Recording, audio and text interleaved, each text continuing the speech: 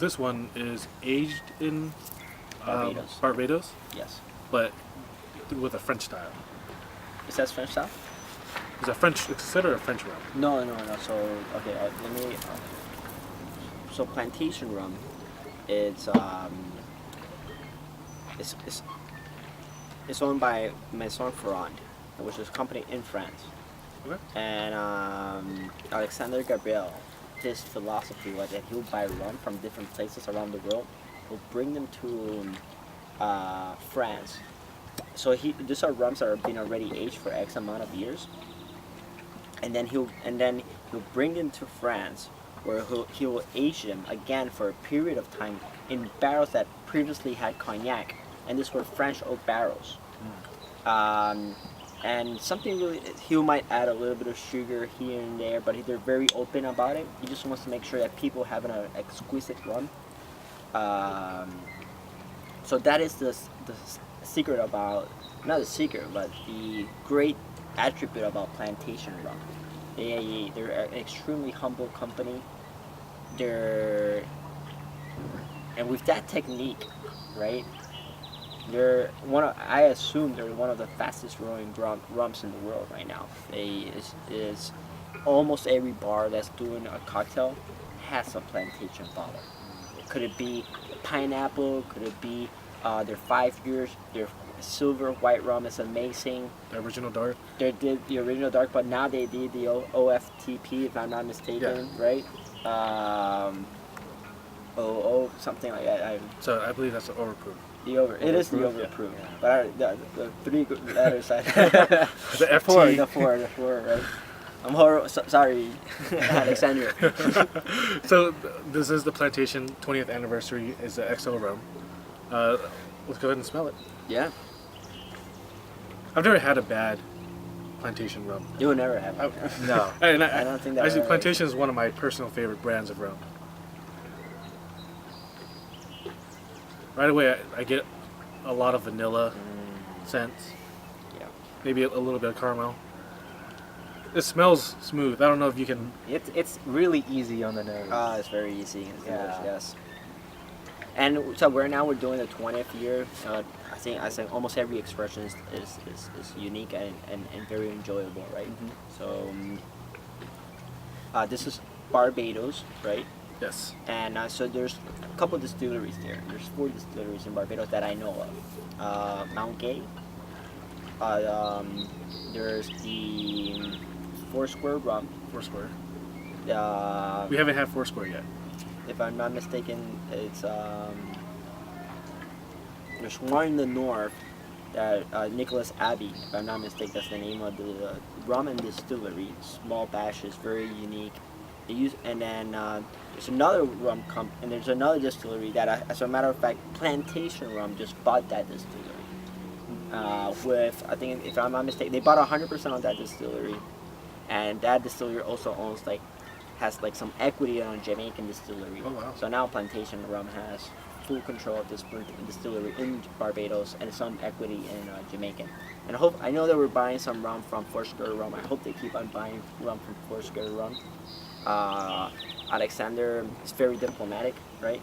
So he's been very, very diplomatic, and it's just about quality and doing different branches and expressions and experimenting, right?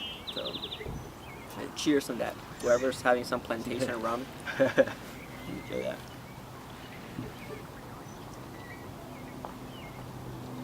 It's so smooth. Really good. So I'm gonna confess, this is the first time in a very relaxed atmosphere, right, or place that I have had this rum. Really? This one in particular. The 20th year anniversary.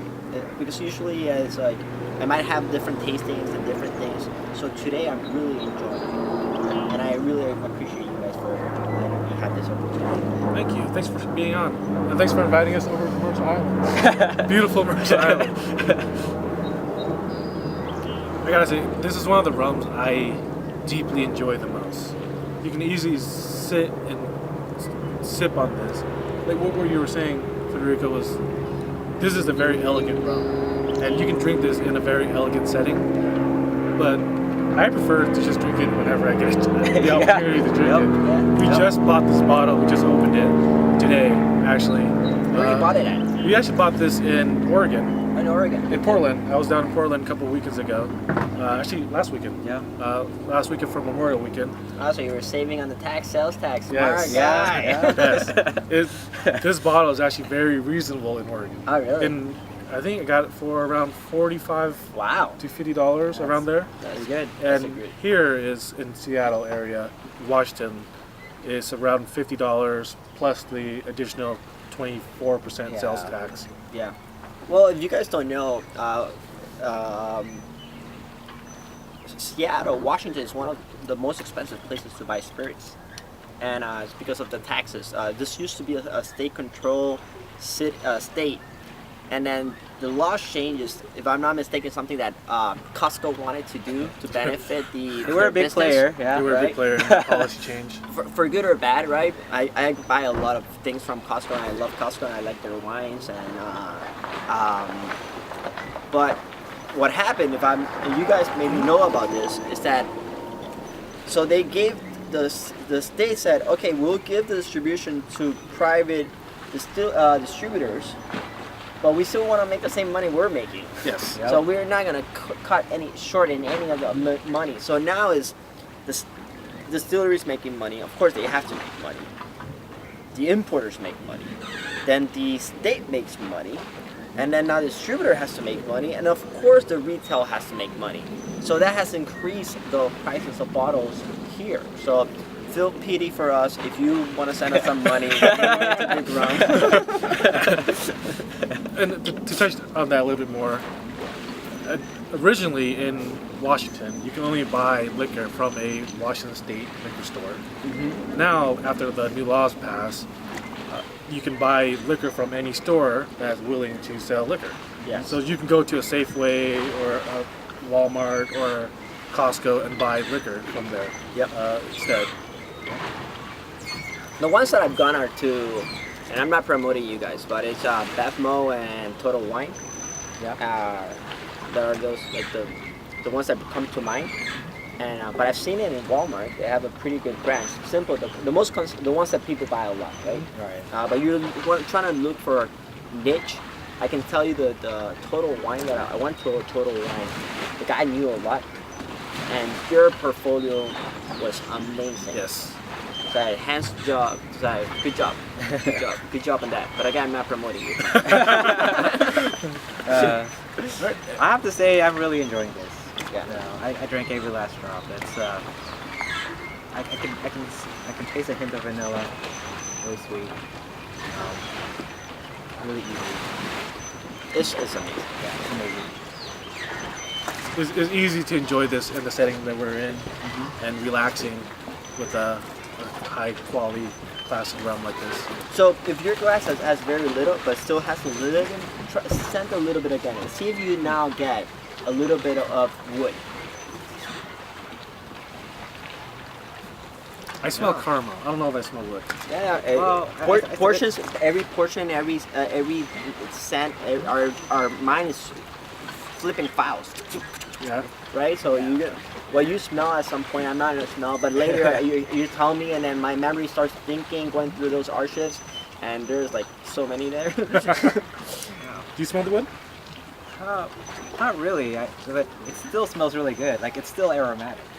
It might be that our palates and our scent, they're not as refined yet. No, mine is horrible.